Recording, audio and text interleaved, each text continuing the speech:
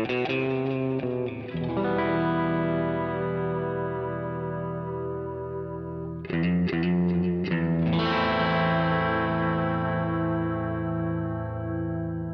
listening to Mark of the Maker.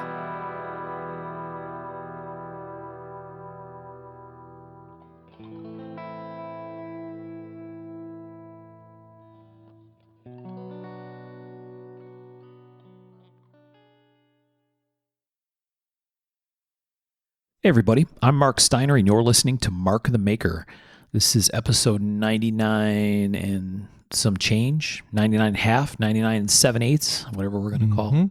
It's not episode 100. This isn't the one we've been talking about, but we owe you an episode, and so here we are. We're going to talk about a bunch of stuff that basically just kind of catching up with the crew, I think, is what this one really is going to be, right? Oh, yeah. Pretty much. Yeah. Show talk. It's been a minute. Yeah. People have been busy. Lots been going on. So we're going to talk a little bit about that, talk about some shows, some other fun stuff. First thing we got to do is thank our friends on Patreon, Patreon.com. Patreon is a place where you can go and pledge some money, as little as $1 or $2, all the way up to whatever you want each month to help support creative causes that you appreciate. And we have a very nice following on Patreon who help keep the show moving and send us a little bit of money every month. So if you're interested in that, you can go there and search Mark of the Maker and find us. And to all of our folks who support us there, we appreciate you. Thank you, guys. Thank you very much, folks. So we've talked to these guys for a while. Our friends at Giant Mouse Knives, Jens Enso and Jesper Vox and Jim Worth, they're all friends of ours, good people. And we've talked about their stuff a bunch of times on the show. They're actually now providing some support to Mark of the Maker. So thanks to our pals at Giant Mouse.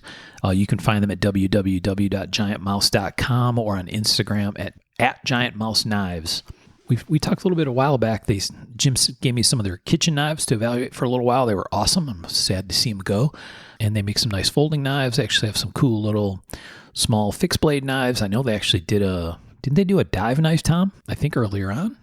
Ooh, I don't know. Yeah, they've done some cool stuff. So check them out, Giant Mouse Knives. If you're listening to the show, I'm sure you're familiar with them. And I know you know the makers that we talked about. Jens has been on the show with us before. So Yeah, they were at Blade. It was really good to see them, and they went home with multiple awards. yeah, Yep. So They got that trophy money. trophy money. There you go. yeah. We'll talk about that a little bit when we get to Blade Show. But thanks to those guys, Giant Mouse Knives. Thanks for your support of the show. We appreciate you.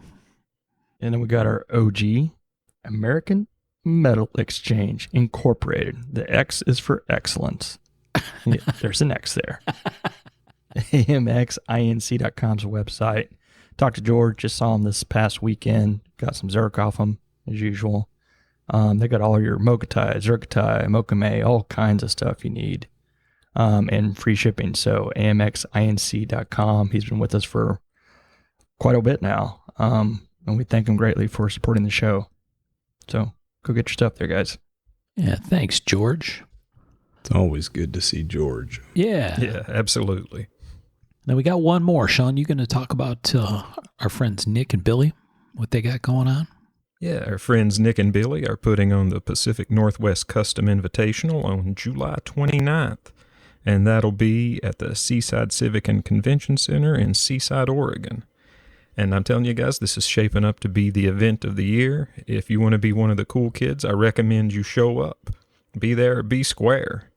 And that's July 29th, the Pacific Northwest Custom Invitational. See you in Seaside. Lots of talk this past weekend about that show. Yeah. Does it got buzz? A lot of buzz. Yeah. We already got fear of missing out. Damn. Tom with the FOMO. Yeah. Yeah. Well, thanks, Nick and Billy. We know you're going to have a good show because good guys that get it and know how to make this work. So you'd be interested to hear how the new venue goes, right? Different spot than last year. And certainly everybody had a fabulous time by all accounts last year. So should be a good one. Let me throw out the website. Oh. That is pnwci.bigcartel.com. Nice. Part of the cartel. I get it. Yeah. All right. Let's get into it a little bit. It's been a while, boys. It's been Yes. so long. Yeah. Kind of And- crazy. We are sorry about that. Lots of schedules, lots of kids things and different business things, and we have just been all over the place and not connected. So it's Well, been tough. yeah. And there was a lot of people that came up to me at the show and were very complimentary on the podcast, and we appreciate you guys. Thanks for looking out for us and listening. It's pretty awesome. Yeah, 100%. Talked to a few people that were like, recognized me from the show, I guess, or whatever. Said, hey, Birch or Tom, Yeah. whatever. Either one. Right. But it was great. Yeah. Agree. Yeah, it's been a while, and but from the beginning with this thing, we kind of started this as I don't know, what do you want to call it? Passion. Passion project, right? And we said from the beginning, family first. We're going to defer when we need to, and we have done that for a little bit. So I'm glad we're able to get back and chat. Always a good time. Heck yeah. I thought summer would be a little bit less crazy, but we got 2 soccer practices a week and baseball now. I was like, woo, all right. It doesn't slow down until No, maybe college. after college. Yeah. Yeah, if you guys hear some episodes without me in the future, it's, where I'll be. Standing on the sideline of the soccer field with a beer in your hand, yelling at your kid. I don't know if they allow the beer, but What they don't know won't hurt them. That's right. It looks like Right. Monster. sure, a lot of That's Yeti funny. mugs out there, though. Yeah, exactly. Yeah, and they ain't all coffee, pal. I bet not. No. Hearing some of those parents yell, I'd say it definitely is not. All right, so a lot of water has been under the bridge, right? A lot of life has happened here in the last little bit, and And under the boat. Oh, I see what you did there. Still got the segue. that segue. Well, you set it up. You got to drive. Well, I figure we mentioned the boat show, the New Orleans Show. Custom Knife Invitational, which was you guys probably heard the promotions and stuff, ads we talked about before, and it was a good show. It was put on by Slice, Matthew Patton. It was a invitational type show. So we went down there, the wife and I. This is one that she was, somehow free to go to, and got to enjoy the New Orleans for a couple days. A lot of walking around, a lot of food. She had a couple of them hurricanes, and Right. she found that she enjoyed the hurricanes quite a bit. Hurricane Abby blew into town. A lot of Abita beer for me. That was nice. Well, Beta beer's delicious, man. Oh yeah, but man, I tell you what, it's definitely less beer, more, hurricanes and whatever the other stuff is. The daiquiris, anything else. And went visit an old piano bar that I went to when I was younger, when I had my old job. And it started storming on us, so we went there before we were walking to the cemeteries. And I watched him, pouring those hurricanes. He had like a spout of like 3, and he'd do 3 in a row. I was like, holy shit. And that's a lot of alcohol. That's the point. Yeah.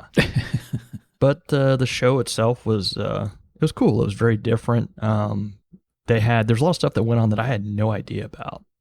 It was on a riverboat.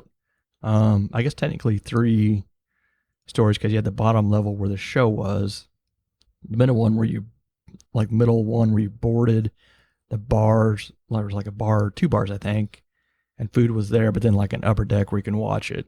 And it left and went out, and I guess a bunch of people went up there, and they had like the sunset and stuff right when it Nice. was. And I was like, oh, I had no idea about that. I guess I had a magician and like some card reading, but I was, down in the, doing our knife stuff. So Yeah. I don't know. There's a lot of customers that seemed pretty exciting. A lot of newer faces as far as makers that I haven't seen, which is, good for the business. Keep it going. And I think it did really well. I had a fun time. Yeah. I saw the family photo thing with the makers, and yeah, there's a kind of an interesting mixture of people there, right? Oh yeah. Some old faces and then some new Right. faces, which Yeah. is what you kind of need. and it's limited to size, so you can't really, he's going to have to kind of keep rotating or, changing up if he can or keeping. So that'll kind of constrain it, I think, which is a good thing for these invitationals. They can get too big and kind of blow up and get weird, but he's on a good path, and it was a good show. I think customers had a lot of fun. We did. So much we went back again. So he's, you think he's going to try to make this an annual thing? Yeah, I believe so. Yeah. Sounds like a good time. Mm-hmm. New Orleans. You said you went there in your previous job. Which one? Repo guy job or a writer guy job? No, writer guy job. Back when SHOT Show used to move around before it was all... It didn't used to be all about, just the rifles and stuff like that. It used to be like all outdoor stuff, and it used to move around. And was there once, and that was my first trip to New Orleans, and it was definitely interesting for sure. Yeah. SHOT Show in New Orleans had to be a trip. Mm-hmm. That sounds like a good time too. Yeah, that was my first, like shrimp boil and all that stuff, though. And that was on the old Missouri Belly. It's like, this is delicious. I'm going to eat all that. I'm like, ooh, this SHOT Show is really huge. I better stay on the edges. Right. So after the New Orleans show, you went home and then left again. Is what it feels like, right? That's pretty much exactly how it felt. Yeah. I don't really know how that whole trip started. I think Abby just kind of got it in her head that I think it started when she's like, I want to see Red Hot Chili Peppers. Why them? I don't know. We always enjoyed them, when, high school and stuff, but I really can't say I've been like following them very much. But I think she signed the kids up for a Taylor Swift concert, and I'm pretty sure she just didn't want that to be their first concert. Like, I think she wanted them to go somewhere different.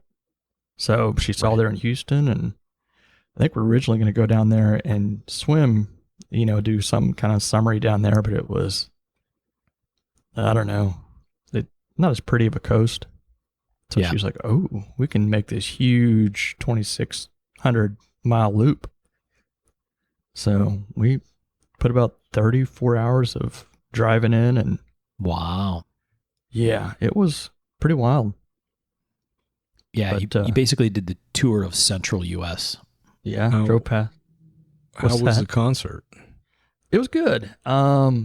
It was, well, first we drove past you and hit that Crater of Diamonds, which was interesting. My son's a big rocks and mineral kid, but it's basically manual labor, doing bucket stuff and sifting for diamonds that aren't usually there.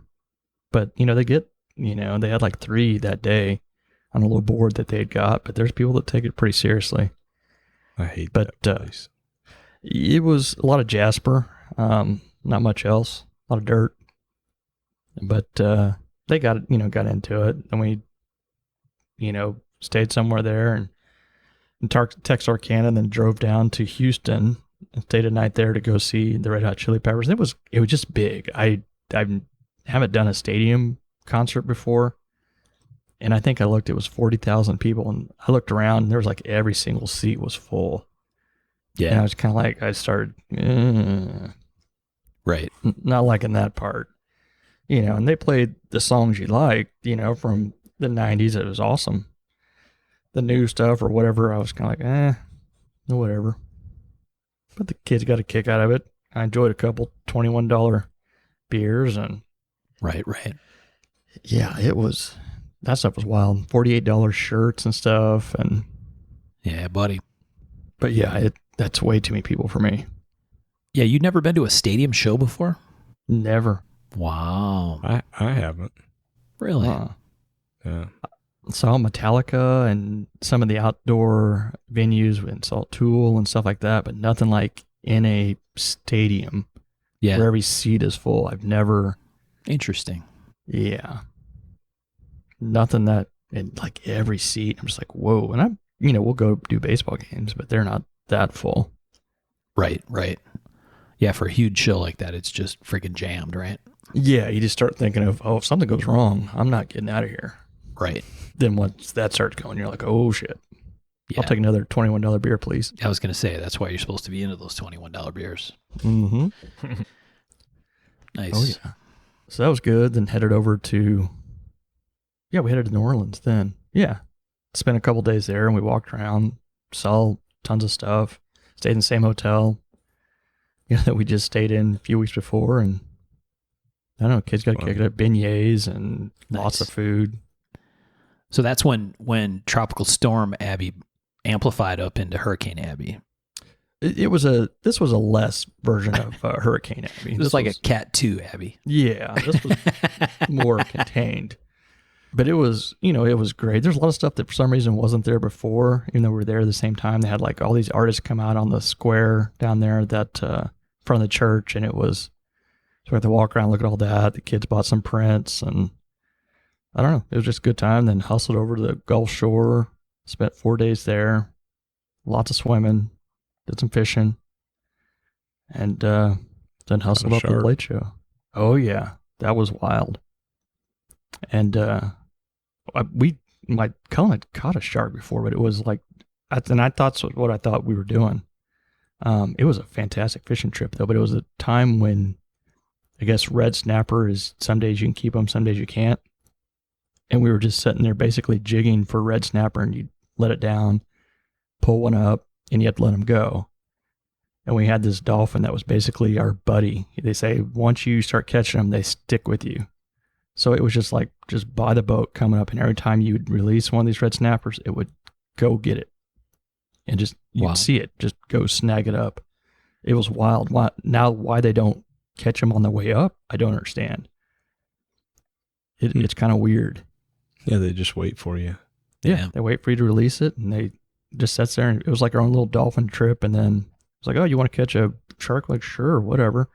Pull up this massive catfishing looking pole, and we went to town. Awesome. Yeah, they said it was an easy one, but I was like, it didn't feel like an easy one. I was pretty tired. You guys have done the charter fishing thing a few times, right? Yeah, we have, but I think we've always been kind of later in the summer because this was, I don't know, a lot better fishing. Yeah. I don't take any. It's all expensive, so expensive to do, but I mean, it's fishing, and I don't know. Kids remember that forever, I think. Yeah. Sure. I hope. We never did the Gulf Shores thing. Was it nice there? Did you like it?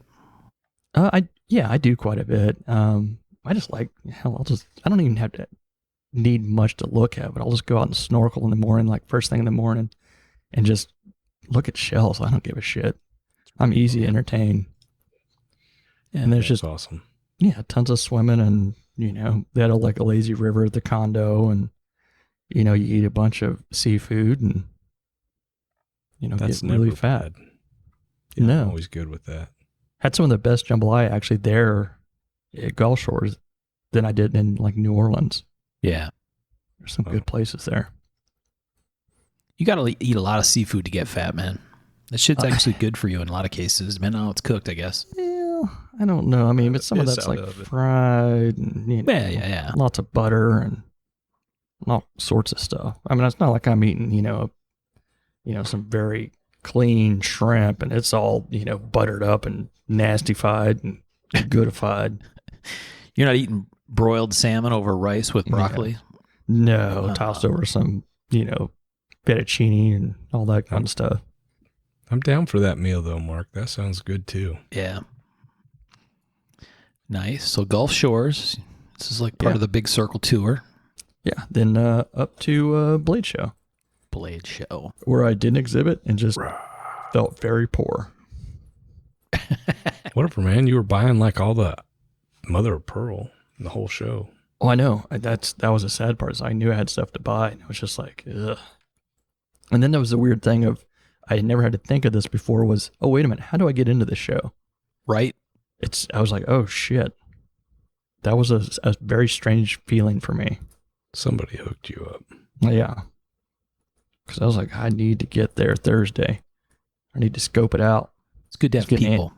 I was getting antsy. Nice. So Sean and I were participating from afar. But so Tom, you had your usual booth thing, I assume? Yeah. Nice. So yeah, we we had our booth. Me and Ben left on Wednesday and went to just this side of Birmingham, or other side of Birmingham, and got a hotel, and then got up that morning and went the rest of the way in. I still can't talk hardly. I talked more over the weekend than I did the rest of the year so far, I think. But yeah, got in, and Thursday, me and Ben had the booth set up in about 20 minutes and good to go. How was the show prep for you? Didn't seem like you were as crazy as you have been before.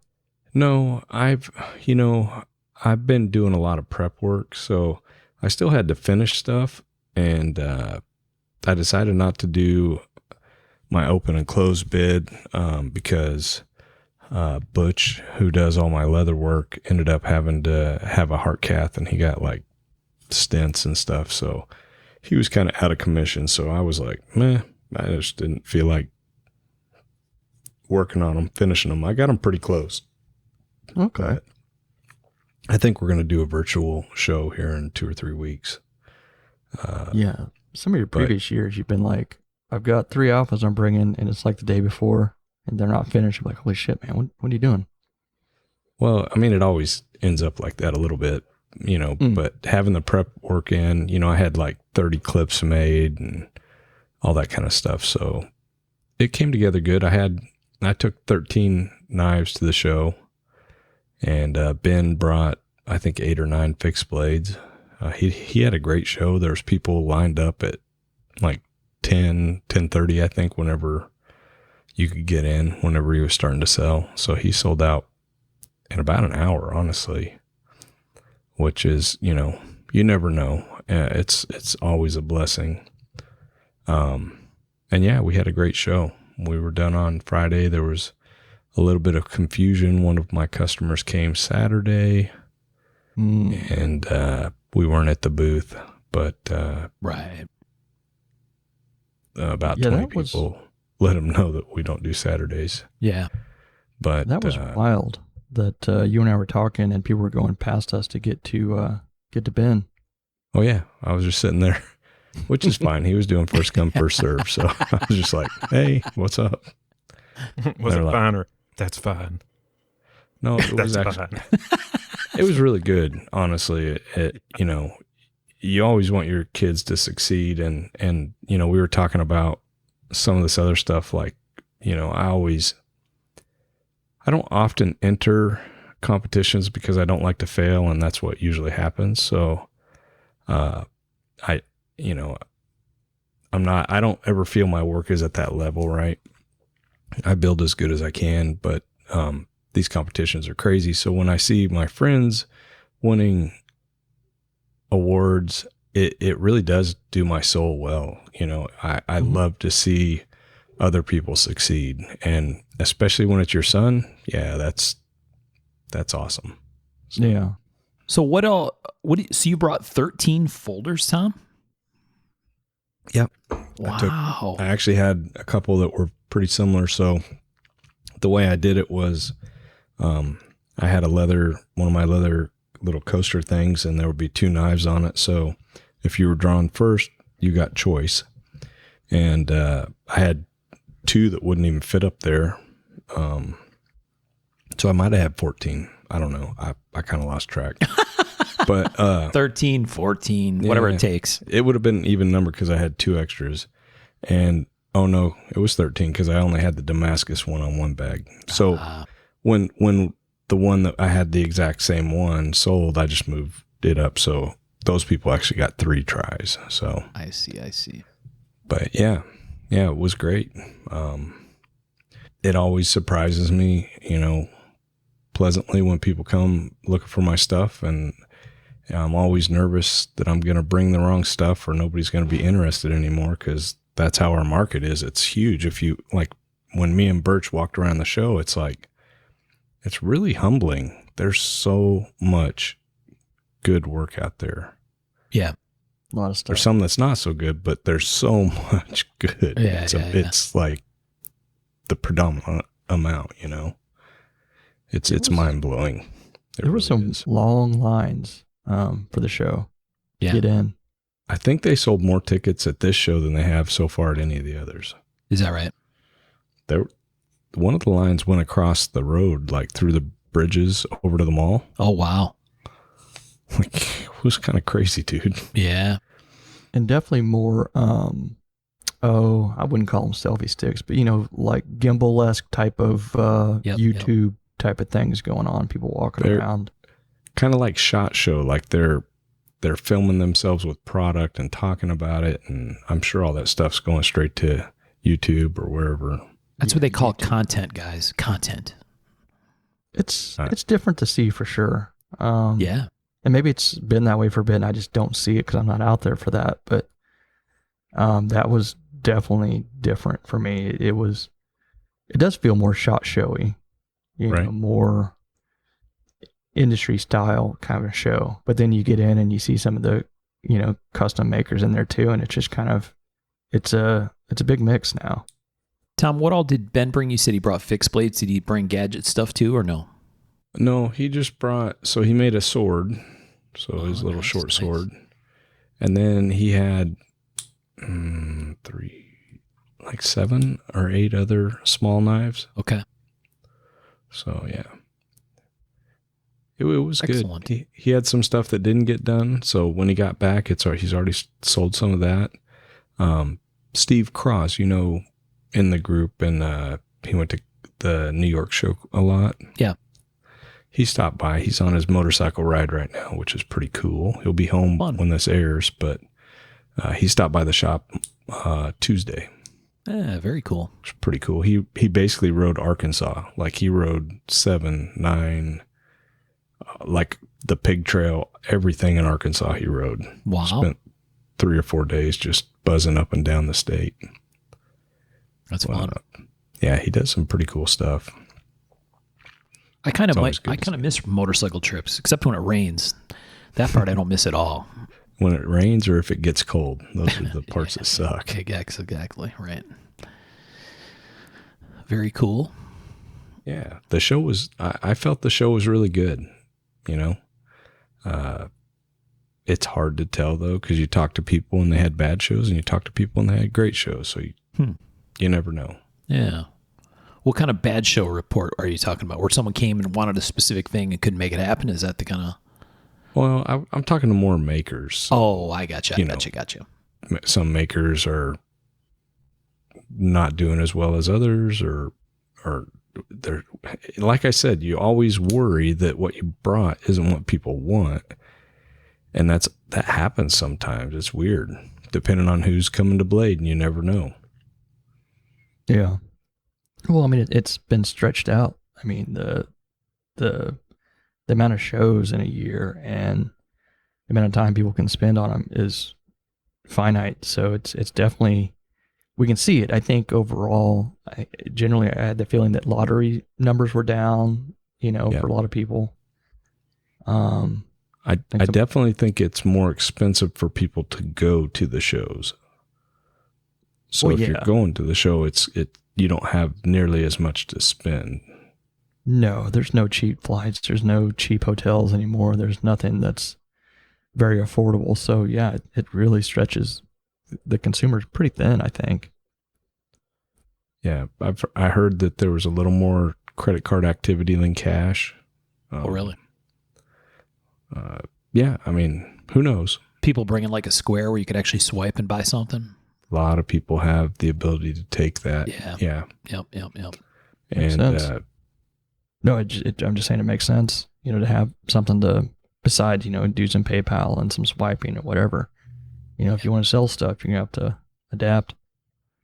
Well, with that much stuff in the room, I mean, not that it hasn't been that way for a while, right? But a lot of the prices are much higher than they were in years past, right? And there's tons of stuff in the room at much, much higher prices. And you add those two together, and it's like at some point it's a little bit untenable, right? To have it all be cash. So, oh yeah, and we've talked about in the past, but there's definitely a lot more micro brands. I mean, that was, I think, the majority of the show. it was kind of crazy, right? Yeah, a lot of micro brands. Stuff that I'd never heard of. Yeah, and that's been it seems like the last few years, I've done a quick walk around, but this time, I did a full every part of that show walk. And it was so many things I'd never heard of or seen before. It's very interesting. And they're all pulling from the same overseas manufacturers. And it's no wonder they're very, kind of have delays and kind of stressed out and probably can't do as much as they used to because it's filling all those different micro brands. And there's some that are, when the companies themselves are there. Yeah. With in a huge way. Huge presence. It is wild how much they're able to get done. But yeah, it's a big part of the show. And it seemed like there was more of that than some of the custom makers. And it's definitely changing. It'd be interesting to see where it goes. Has the booth end of the show expanded into the area that was custom makers and resellers and all that stuff? I don't really feel so. I don't think Looks it's about expanded. the same. Yeah. Yeah. Do you think, Michael? It's always, I don't know, it seems like about 10 years ago it started getting mixed up. It used to be kind of defined, Right. You make this, you're over here, you make this, you're here. And now it's kind of like everything is sort of all over the place. Everyone kind of spread out to different booths, and there were the booths that were available. So you're on this corner and this guy's on this corner and they make the same thing. Yeah. It's definitely not, you're here, this is what you want, you're here, this is what you want. It definitely seemed like this other room was more of the micro brand, and the Balisong stuff was definitely that room. The artist formerly known as the New Room. Yeah, that was kind of a wild room. Yeah. We kind of came into the back door and it was Balisongs flying over the place, and I got my kids with me, and I'm just like, let's duck and cover, let's roll. What are we gonna do? Just get through here. Right. And it was a thick cloud. I always thought, I thought that was done pretty well, though. They were all kind of in one place. So in the past, they've been here, there, spread out. And I walked through there. I didn't think it was too bad, but yeah, there was definitely, I mean, they're the young up and coming collectors, I guess. So props to them. I walked around with a Balisong being a dork when I was a kid too. So no, I chose the wrong door. yeah. You walked directly into the fray. Mm-hmm, yeah, you're jumping into the deep end. Do you think it'd be interesting to ask Alicia this question, because I know this is certainly something that had been talked about in the past, right? I think we even talked about it on the show. The idea that with a show like Blade that's that big, for me as a collector, it's convenient to have the makers I'm interested in all in these 4 rows. You know what I mean? Mm-hmm. Or whatever, that where they were like in pockets, right? You want slip joints, you go right there. You want it'll never modern happen. tactical, it's right here. But I know that we've talked in the past about the idea that maybe that should be all spread out, because at least then you're going to see more of the show on your way to find the makers that you're interested in. But I don't know, maybe that's kind of happening naturally or not. I think it is. I think she's had to accommodate so many different makers that want to move or do this last minute or don't want to move. Yeah, I think it's naturally getting, diversified all over the place. Yeah. I mean, there's definitely like a dealer area to the far right. Yeah. There's definitely like a ABS section. Yep. And then it's kind of jumbled. Yeah. Yeah, the old people knives was definitely still in the same place, which I appreciated. Yeah. But other than that, kind of wild. And then there's so many like different, like Knife Supply is such a huge thing. That's also getting very big. There's so many different knife suppliers and very, specific type tools or grinders. I mean, there's a ton of grinders now. So it's just, I mean, that's a big part of it too. Right. There was people actually forging in the show. Is that right? Oh yeah. They had an induction forge. It was cool. Oh, hot dog forge? Mm-hmm. Dude, I talked to them. They showed it to me. They said it cooked it too fast from the inside, so I came up with a new idea. So we're gonna have to prototype some stuff. Instead of allowing the rod to cook it, we're gonna use a synthetic rod with a a round pipe that goes over the hot dog that'll cook it evenly all the way around. Oh, Sleeve. Yeah. It's science. Yeah, clearly. There's been a lot of thought gone into this. I think it'll work. Yeah. So, yeah. I want to buy one, but they're like $3,000. That's kind of expensive to cook hot dogs. My mind is spinning. I know Sean's thinking the same thing I am. What's that thing called that's like a Slurpee cup with a silicone insert? A Slurpee cup. Yeah. What? No, like Is this a naughty toy? yes. Oh. I can't even remember what that's called. That's what this reminds me of. There's like a. Are you talking about a housing. fleshlight? That's it. It's weird that you went to Slurpee cup. Well, I don't know. That is, by definition, not a Slurpee cup. Okay. It's the opposite. Well, yeah. Opposite. Well, depends on how you think about it, I guess. But Indeed. Got to clean it out somehow. too funny. All right. Well, I look forward to future innovations from Crying Hot Dog Cooking International. It's going to be awesome. Yeah. Yeah, it's very much turning into the popcorn pop or whatever from Arrested Development.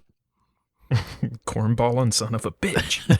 Yeah. Well, I asked him about it, and the dude's like, oh, hey, check it out. We got a video. He showed me a video of them cooking hot dogs on it. Well, there you go. They knew you were coming. They prepared material. Dude, I want one of their presses so bad with the Oh, was that CNC coal control. iron? The coal iron Yeah. guys? Yeah. They got a dual one now with the CNC control. It's ridiculously cool. Yeah, that's pretty wild. What does dual mean? Like a dual RAM? Yeah. Oh. So it's got 2 foot pedals. You can control either of them with the controller, so you can have different dies in them to do different stuff. It's really cool. Wow. You sure you weren't at at the NAMM show? This wasn't like a drum thing? 2 pedals? No, that would be crazy though. Really good stuff. One day. Yeah. Yeah, I didn't even look at that stuff because I don't want to even compare. Scared. You got a CNC and you got a press. You just got to figure out how to control it. Well, they're limit switches that they're using basically. It is. But yeah, they're so well made and they're cool. So We should trick Alicia into coming on with us. that would be pretty awesome. Talking about Behind the Green Door at Blade Show. The chaos. Yeah, exactly. 100% she'd do it. Yeah.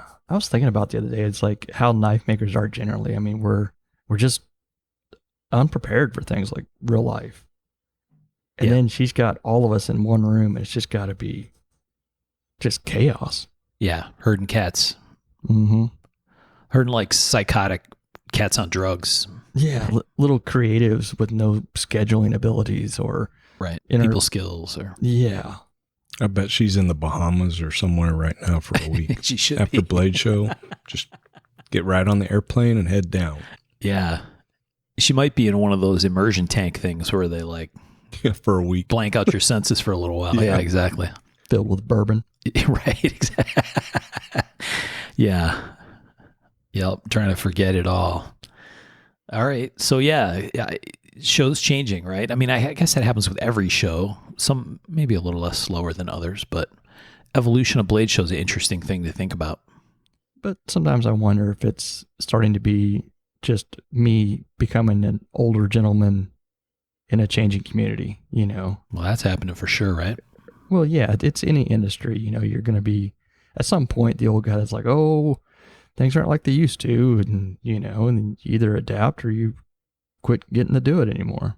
Yeah. Well, and to your point, I think they really aren't like they used to. And I think that's why Blade West and Blade Texas are being so well received, because they're more like Blade Show used to be 20 years ago. Mm-hmm. You know, I think that Blade Show Atlanta has become basically our SHOT Show. It's more of a trade show. It's like the factory, you know, factory knives are all there. The MedTech everything's there, you know, Yeah. stuff that I don't even see online. I love knives. I look at knives all the time. Some of the stuff I've never seen before. And it kind of blows my mind, honestly. Yeah. You know, I'd never really had a chance to like really sit and look at like the Wii knives and all that stuff, but we Really good. Yeah. I mean, I see them and hold some here and there, but like, we looked at all of them because our kids were wanting to take something home. So I looked at all the Reich knives. I looked at all the Wii knives, all the Cansep, all that stuff. Riyadh, just because they were going to go home with a knife. Oh yeah.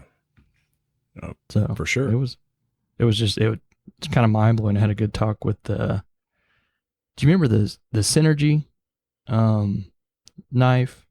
Synergy knife. Synergy. It was a integral knife.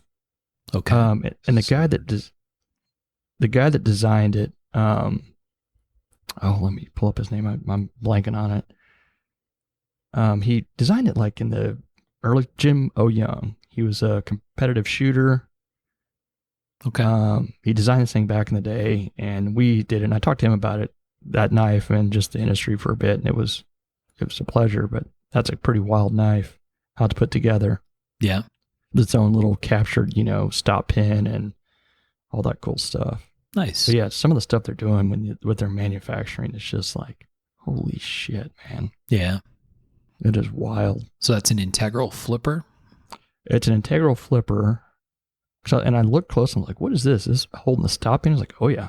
It's like, and the whole thing comes off. It's got a lock bar that comes out. Huh. Oh yeah, it's got like a lock bar insert that goes in there.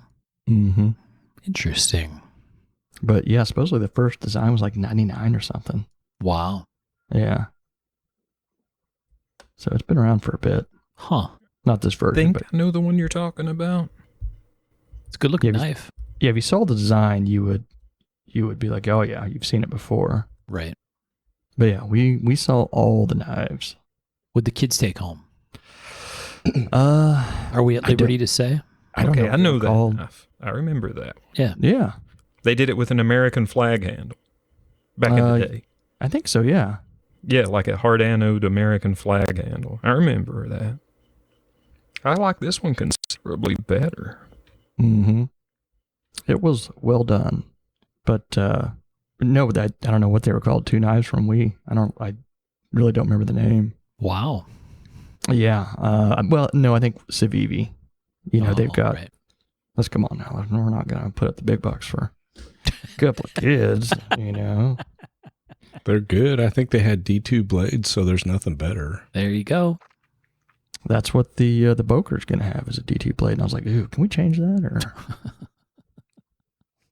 That's hurtful. Oh, yeah, it is. Why you gotta be like that? Because sometimes that I lash out. I can't help it. You search Yes. Blade HQ for Civivi, and it says showing 1 through 24 of 548 items. Wow. Holy shit. Dude, they've got how many booth space you think they have? 6? Oh, probably. Yeah. It was All the way around, there's 3 or 4 deep new models. It's like, huh? Yeah. Yeah. Crazy. Well, they had their Wii, Civivi, and then there's another brand. That's They're all also part of that family. Yeah. Yeah, and when we were like buying there, it was like there was plenty of people there that we had to walk around and Oh yeah, they check were stuff out. too deep often. Yeah. It's pretty crazy. They Mhm. don't normally do any kind of direct sale stuff, right? So it's just show Right. special kind of things that they were selling there. Yeah, and you guys have seen was it Desert Warrior? Is that what it's called? Oh yeah. yeah. The People get- Desert Warrior? Desert.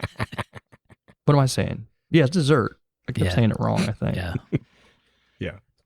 A collector was there at the show. He had a table just setting up, I think. And I guess he had stuff to sell too, but he had 2 little Swiss Army, the basic ones with that. And the kids were, of course, like, I'll take those. So we got those too. Nice. These are the donut sprinkle ones. Yeah. Yeah. I think Blade HQ or someone had them. And Right. I don't know. I guess Abby said she was at soccer practice and Harper got out of her little Swiss Army scissors to cut a string off or something. Atta girl. Oh yeah, she's Very always prepared. At least you didn't like pull it out mid-practice to threaten a competitor or something. No, it wasn't for hers. Luckily, that was a good thing. Right. So Yeah.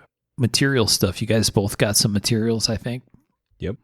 Oh yeah, Birch was exclusive on the Mother of Pearl. that was a big. I mean, that was actually a real big part of me going to Blade Show. Was one to meet some of the people I need to talk to and to look for Mother of Pearl. It has been a real absent lately, so I got quite a stash going now. Hit Culpeper's first thing Thursday. I happened to hit them right when they were there and grabbed a bunch then, and found another guy the next day, which I'm not going to say his name. If you don't find him, you can find him yourself. But he actually had quite a bit, and I was pretty surprised by that. I would have spent all my money.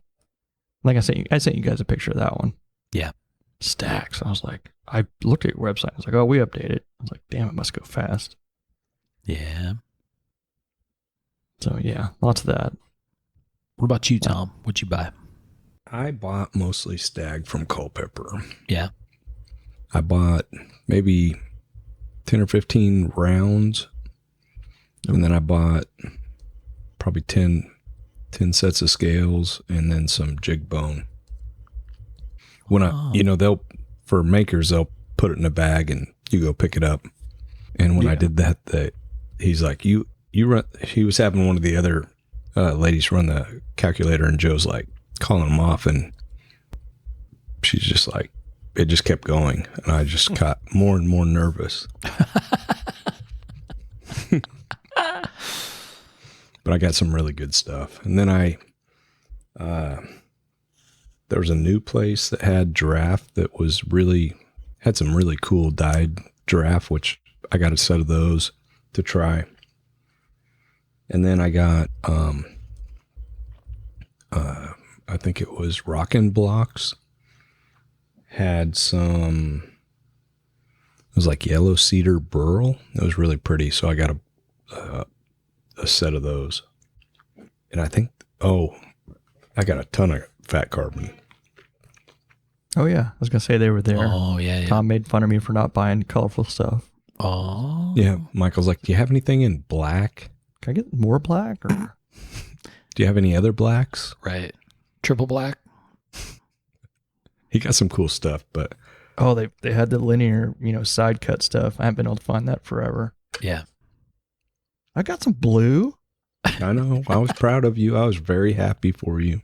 Abby made me buy something that looks like fingerprints. It's got some gold or something in it, some copper. Wow. They had some new raindrop patterns. I got like the Jungle Wear and Mars Landing, and then they had new stuff with white in it. So it was like Really? black, white, and blue, black, green, and blue, black, red, and blue. I got a whole stack of this stuff, like 2 or 3 inches thick. I can't believe Birch didn't go for black, green, and blue. No, I think I might have Cullen walked. They like to find materials too. He walked past. He was like, I really like that pine cone in the epoxy. I was like, oh no, go to your room. Oh boy. I got some fat carbon, or not fat carbon, camel carbon also. I've never used any of that, and they had, I don't know, it's like the clown color stuff. It's got like all the colors in black.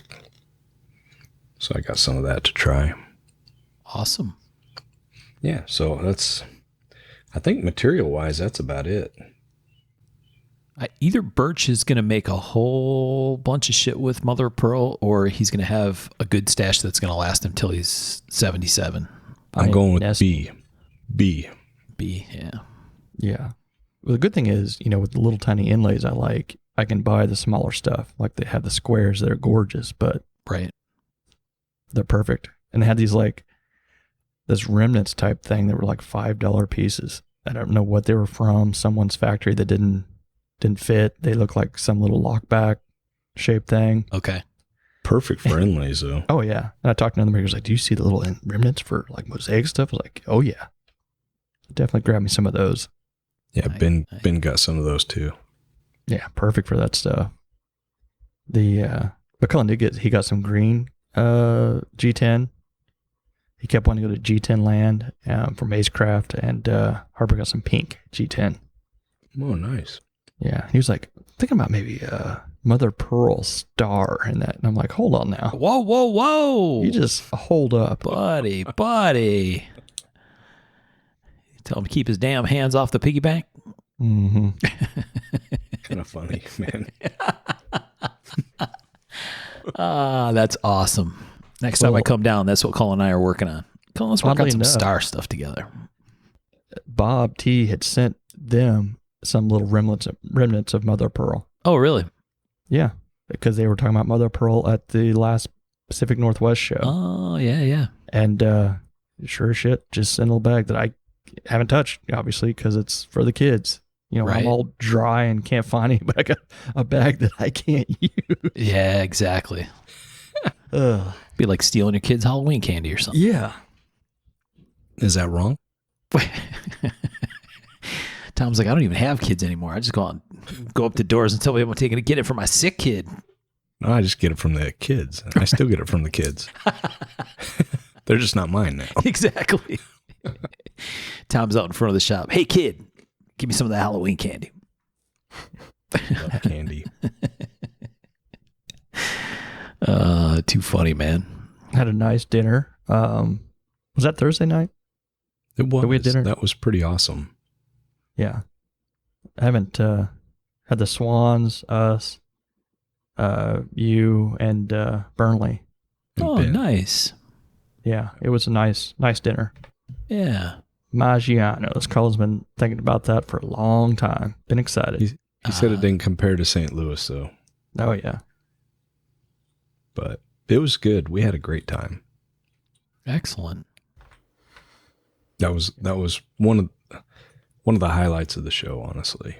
Yeah, it seems like it's been forever since we've done those types of dinners with some of you guys. It was last year was the first time you and I had dinner in such a long time. It was kind of wild, because it used to be like that's what we all used to do.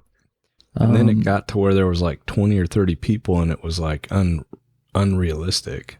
Yeah. So we broke up into groups, and then we never got to share a meal again. Yeah. Never went back to it until recently, and that's some of my favorite parts of it right there. It's just being able to sit and talk. Yeah. Oh, it was good. And our waitress, she gave us plenty of time to talk. Oh God. It was like a 5-hour dinner. Wow. We definitely got our money's worth. She knew you were there to socialize. I guess. Thought she was getting paid by the hour or something. Oh, man. So what else did you guys see at the show? So that was Thursday, Friday. Things went good. Did you guys end up wandering on Saturday? Oh yeah. Nice. It was Nice. awesome. Yeah. I saw a lot of the same, some of the same knives we saw the year before or years before. The price hasn't lowered on them though. I Right. kept thinking Still there, still expensive. I'd go Yeah, back. it was and kind of find- crazy. The same knives in the same place. It was like, Right. Mm-hmm. But man, we saw some cool ones. Those scissors and stuff that we saw. Grace ended up grabbing those. Yeah. that was at Sunmet's table. Mm-hmm. Ah, And she bought both sets, the one and the I don't know what to call them. They were forged, they were cupped, which I was going to ask her about. I sent her a message saying, check these out. Then when I heard back from her, she's like, those are mine. They were cool. They really were cool. Yeah, they look like something that kind of odd version that she makes where they one fits into the other handle. oh, the one nested piece. scissors. Yeah. Yeah. But there were forge marks inside the blades. Like they were very cupped. Right. Where there's it the was- relief on the inside. Yeah. Yeah. A huge Yeah, amount. like 3/8 of an inch. Wow. Pretty wild. But yeah, we saw some just amazing knives, and somebody even bought one. Oh. Ooh. Oh boy. Well, I was looking around, I saw something real odd, and if I see something odd, that's what I want to look at. And I thought it might have been a weird, I don't know. It kind of looked like, now I'm blanking on their names. But I asked about it and he's like, oh, that's an old Michael Walker. And I looked at it and it was very funky. You know, it had It was serrations. serrated. Yeah, he'd put in Oh, yeah. very old. This had to have been a pretty damn early knife for him. It didn't look like any of his more square or whatever. And I was looking at that, and then somebody over here was looking at something else that was right next to it. Yeah. Come on, fess up, pal. Yeah. Yeah, I mean, I had the best intentions that I wasn't going to spend any more money because I'd already purchased a few things and the Stag. Right. But This is the when you're- story you told DeRay. Keep going. maybe. So But I didn't really mean to buy anything, honey. no, it was a pretty cool Michael Walker locker. Yeah, And, just real casual, like just a Michael Walker. It was priced where I couldn't really turn it down. Yeah. It's amazing. It's got titanium bolsters. Oh, they're tie. I thought they were bronze or brass or something. They're anodized. Oh, yeah. So it's got titanium bolsters, and it's got black linen micarta scales. It's also got a set of elephant ivory scales and a set of hardwood, some kind of hardwood. Oh, wow.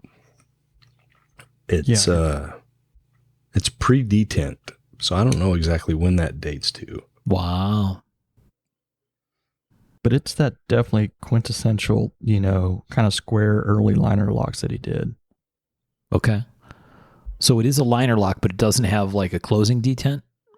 No, the early ones didn't have a detent. Yeah. So it's just Well, friction then- closed? It's like it's on hydraulics, so. Yeah. And from what I understand, the reason the detent happened was that lock bar riding on the blade would cause scratches. Oh. And so he didn't like that. So that's the start of the detent. And I don't know when he started using it to hold the blade shut. So that would be the next evolution of the detent. Yeah. So kind of cool. We got to get Michael to come on with us. Just heard that unzip. I hope that was your knife. That was the case. I would put it back. Right. This podcast is Slurpees and zippers. I I seen don't you know a what picture to of that, think. that first What? one. Oh, the crazy looking one that you saw. Yeah. That's pretty Pretty classic, right? Perforated overlays and Oh, it was crazy. And if But you it look was- at that serrations, they're super uneven, yeah. like a tomato knife. Mm-hmm. Yeah, they're real fine, right? It looked like you put them in with a checkering file, at least in the picture. It's exactly what it looked like, Yeah. except they're weird widths. Some are like it's wider, some places. Oh, I see that. Yeah, it looks like almost like he's the edge of the checkering file or something. Yeah, Yeah. it's really bizarre. Interesting. I thought about it though. I really did. I think if you look in the background right at the base of Michael's pinky, that is my knife. Yeah. Mm-hmm. No, I'm looking at this picture you holding your knife, Tom. I see it. You with your sappy smile on your face, looking like you're about to cry. I'm like, look at that guy. He's so happy. It was pretty crazy. I bet. Had to feel pretty I cool. never anticipated having a Walker. Right. No, that's for sure. That's a milestone thing, man. Yeah. Not just that, but for a price that you could get like lots of things that aren't walkers. You know what I mean? I know that sounds vague, but Yes, I understand. not walker prices. Right. And it's kind of wild what you can find back there. And we've talked about this over and over, but like, how much was that Mel Purdue that was like, wasn't it like $600 or something? I don't know. I got another knife too Oh, over there. Mm-hmm. Did I tell you I went back and got that, Michael? I wasn't going to bring it up because I don't know if anyone listens. Ben doesn't listen, and I already gave it to him anyway. Okay. So they had a Billy Mason dagger, and it was really nice. Yeah. And Amazing piece, man. integral piece with black lip mother of pearl on both sides of the handle, Oh, wow. inlaid. $700. Oh, my It's like- God. It's like, Yeah. what? It's immaculate. Yeah. Hand rubbed everything. That's crazy. Yeah. Just sitting there. Been there probably, 10 Who years knows? or something. Yeah. yeah. But my kids were dogging him because he was just like eyeballing it. He got out of the case. He looked at it. Then he put it back down. They were just like, He's really trying to be responsible. So my kids were trying not to help him at all. I know. Oh. Colin and Harper were busting on Ben. Yeah. So I don't know. I don't know if you guys know this, but Ben got me a Kronk for Christmas. Oh, we know. We know. We might have heard. Once His or birthday's 1,000 next times. month, so I hooked him up. Nice. Very nice. Yeah, there's just so much talent, so much. I don't know, in those cases, just waiting to be looked at. And I don't know how much they get looked at or Yeah. noticed or. don't know. Nobody noticed. So when we were walking around, we got to handle the very first Randall knife ever made. Yeah. It was That's in super the case. He's cool. like, here, check it out. Yeah, I didn't He ask him hands how it- much it was because if you got to ask. Right. he walks away. You know, Yeah, he hands handed it to him us and walked away. Ugh. There are so many cool knives. There was a Johnson Fairborn dagger, or not Fairborn. It was a V42. Wow. Really cool. Yeah. $3,500. Wow. With walrus handle. It was amazing. Amazing. You know the book I have on Sheffield exhibition knives, Yeah. the red one. Yep. The guy that wrote that, his son was there, had an exhibition, had a lot of the knives in the book there. Oh, really? I got to handle them. Oh, that's super cool.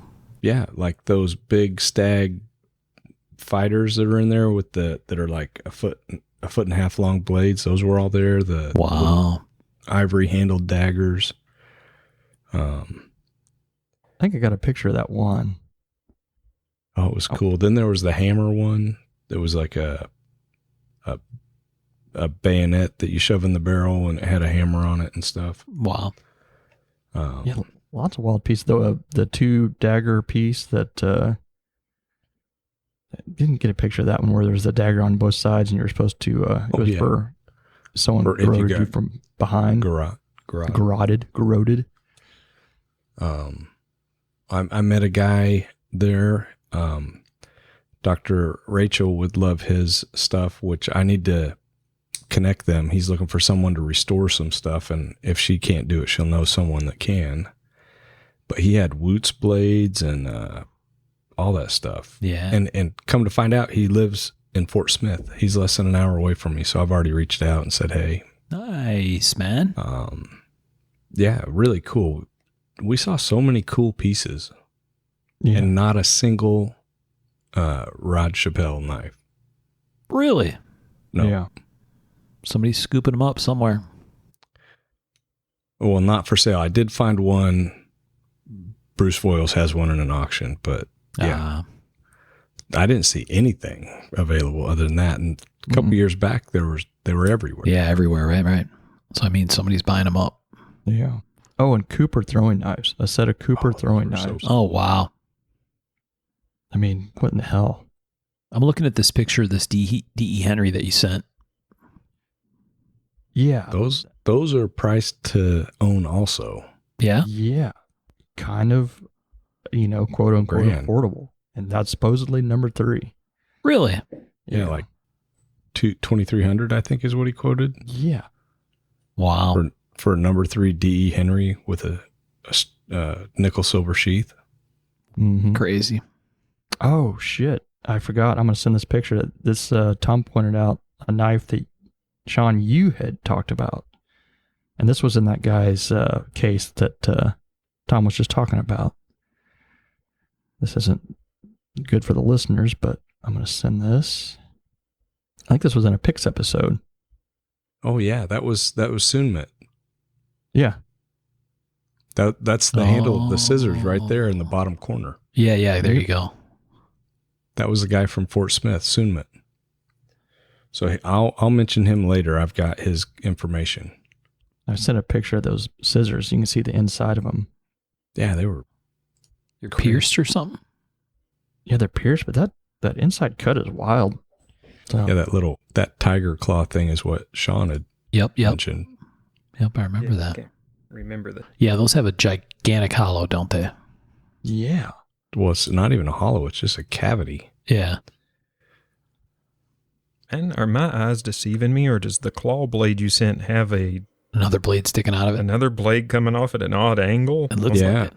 Yes, Mhm. it does. Wow. Wow. It's got blades in 3 axes. Well, that thing was cool. Yeah. Mm-hmm. It may have been Woots also. That's It a looks Oh, woodsy. it does look wootsy, doesn't it? Yeah, he had some. This is the guy that had the Woots blades, and one of them was, it was Yeah. pretty awesome. A couple guitars in the case too. Yep. The Woots blade was a guitar. Wow. That was this one that I realize now is out of focus, but this was a real wootsy blade. And someone had, Well, not that's him, it. but someone had come in and, Sharpened Does- it with a chainsaw. Ugh. yeah, but nice picture there. Me. Yeah, nice potato can, bro. That thing was super lightweight. Was it really? It was Oh. cool. The blade thickness was probably less than 100 thousandths. Oh, wow. Yeah, it felt like nothing out there, but it was definitely Woots. Like it was Mhm. hardcore Woots. Yeah. And this he was just kind of shoved in between, like he was sharing a booth with somebody and he was just like, had a couple cases shoved in there. So Interesting. if you weren't paying attention or didn't know what you were looking at, you'd walk right by. Yeah. And we look at a lot of shit. And I was asking Tom, like, I wonder how much cool stuff we missed. Right.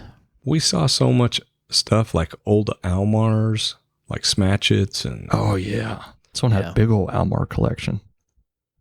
there's so much cool stuff. It's been a few years since I've been to Blade at this point. I'm gonna have to come maybe next year and do the Saturday walk with you guys. Like go in on a pact with myself to bring a bunch of money, but nothing newer than some time frame or something. God, there's so much cool shit I would spend so much money if I had it. Yeah. Well, Oh, it's yeah. crazy because like the new stuff goes for so much more than the Yeah. older stuff that Right. nobody's looking for. And it's like, that's like art, like that dagger I got Ben. I mean, that's like Real deal. knives, the points of interest book type stuff. right. Yeah. Right. That's real deal history and like hours and hours and hours of labor and love and passion in that piece. Yeah. It's kind of wild. And again, that's weird coming from a guy who, makes the modern stuff, but yeah. It also takes hours, hours, hours. That's true. Pretty crazy. Good Yeah. point. No, that's cool though. Yeah, I actually, although obviously based on the price, it's not the desirable thing the most desirable thing at the moment. But I love that Walker's Lockers logoed stuff, right? I mean that's a really really cool time machine piece. Mhm. Both of those things, funky serrations or not, right? I mean both of those are awesome. Oh yeah. Well, I had got a message from my Mustang guy just prior to this little walk. So I was like, I don't think I ought to spend any money. A constraint arrived on the scene. Yeah, a bunch of supplies had come in. And I was like, oh shit. Yeah. Abby actually gave him the go ahead. Yeah. I was there. I saw it. Nice. Yeah. She's very good with the, she knows the stuff I like. And yeah, I don't think she would have cared. She knows he was worshiping at the altar. Mm-hmm. Pretty cool. And I kind of surprised the kids followed us the whole time. Really? Oh yeah. They were champs. I didn't expect that. I thought they would give up. I would love to have been there just to hear Harper busting on Ben. Come on, Ben. How many knives did you sell, man? They could see the excitement. They knew that there was going to be some buying. They were there for it. Come off that cash, Feeding bro. frenzy. It was pretty cool. If I'd have been there, I'd have been telling him, well, if you want to part with that Kronk, I'm free up some cash for you, bro. Do a little tradesies. Oh, that's right. It's Tom's, though. My bad. And I know nothing leaves him out crying. I try not to sell stuff anymore. I know. I haven't sold anything in a long time. Makes me sad later. Yeah, right. And like, Something did, though. oh, Uh-oh. Yeah. He was kind enough to give me the pen. That was yeah, that's so right. awesome. oh yeah. Gifting stuff's different, though. Yeah. But go ahead, explain. Well, one of the go ahead, Tom. Michael. I was going to say something else. I'll finish afterwards. I was actually just looking around to grab it and do it, but we had just talked about on our last episode 2 years ago or whenever that was 1997. about the bolt action pen. That was what was it? A Pix episode? Yeah. Yeah. Hidetoshi Nakayama. Yeah. And I was talking about how cool it was, and Thomas said he had one, and sure as shit, we were walking around. He's like, "Here you go." And I was like, "Oh, this is awesome." He's like, he said it was mine. I was just like, "Holy shit!" And it was a hell of a gift. Little bro love. I like it. Mm-hmm. I don't Awesome. know how I ended up with it. I traded somebody, and I loved it. It's cool, but I never wrote with it. So Yeah, I was like, man, let's pass this along. right. So Yeah. Harper was actually eyeballing Fellholter's pens there. I was kind of like, let's, she's like, how much are those? I'm like, I don't know, 150 or something for some of them. She's like, that doesn't seem bad. I'm like, you've done a good job with her. That's fantastic. I don't know if I need you taking that to school and losing Yeah, it. right. Right. Sorry, Brian, almost got you another pen deal. Mm-hmm. Too funny. Brian's having kidney stone problems right now, He sadly. said he's having surgery or something. Yeah, Yikes. that's hardcore. No doubt. Ugh. Get better, Brian. Yeah. Damn. Yeah, it sucks. Man, hopefully they can do the lithotripsy. That's way less invasive. Yeah. I think they're doing both. Right. It's getting a stent plus that. Oh, damn. Yeah. Getting Like it's- something out and giving him the old blaster as well. Getting a That's little good dick shit, stent. dude. I mean, did he have stones or did he have boulders? What the hell? I think the latter. He wasn't able to pass them. Eesh. That hurts just thinking about it. Have you ever had a kidney stone? No, but They're no fun. I've seen people suffering from kidney stones, and it is clearly no fun at all. Just thinking about it makes me drink gallons of water. Yes, right. Hydrate, people. Hydrate. I don't drink beer, but supposedly the crappy light beer, just drink a whole case. Helps with the pain, get you hydrated, pass everything. Wow. Blows you right through. I'm not usually going to advocate alcohol, but I don't know that there's a lot in that stuff, and Yeah. just enough to get it out. No different than morphine or anything else, I guess. Yeah. Mark and the Maker specifically does not condone sitting down drinking a case of crappy light beer, but If you have a kidney stone. this is not. Is this Tom's official medical advice as a recovering medical official? I don't know that I'm going to go as far as saying it's medical advice, but Anybody taking medical advice from Mark and the Maker might want to have themselves checked for some other stuff anyway. probably not a good idea. I wonder if I ever accidentally passed a kidney stone on a fishing trip then. Right. Well, I mean, you prevented it. There you're right. And- There you Yeah. go. Preventive measure there. There you go. That's your justification for your next fishing trip. I will let Abby know. I am, honey, I'm out of here for a little while. I'm going to go prevent some kidney stones. What else we got? So we talked about Tom's Walker and Tom's Kronk and Mm-hmm. Didn't they? go We got ahead. to talk about the award, big award Oh that yeah, Tom went to. yeah. That Did you was go to the pretty ceremony? Awesome. Yeah, and I think I'm never going to miss it again. Oh wow. So went to the induction of the Hall of Fame, Knife Makers Hall of Fame. Yep. it was a breakfast Saturday morning, which, it was getting ready for Blade Show. I thought it was Friday morning, so me and Luke got up and went, but they weren't there. So we did it again Saturday morning, which was actually the correct day. It was awesome. It was, how many times you get to have breakfast, like a buffet in a whole room with, Cutlery Hall of Famers? Like, Right. there was a bunch of them there. And this year they inducted Devin Thomas, Steve Schwartzer, and Bob Terrazzola. And right, Yeah. it was awesome. Honestly, all of them great people, all three people. And like the introduction speeches or for each person, Bill Ruppel did Devin Thomas. Oh, yeah. Neil Kamimura did Steve Schwartzer, Okay. and Ken Onion did Bob T. Oh, really? And they were awesome. Like, I may have cried a few times. Ah. It was like that, yeah. Devin Thomas went first, and that dude could run for president. He is an awesome speaker, funny, positive. It was great. And then Neil Kamimura introduced Steve Schwartzer, and yeah, I got a little teary-eyed there a couple times. Steve did a great job. Bill Ruppel did a great job. And then, of course, Bob T. And Ken Onion, they're fantastic. So Yeah.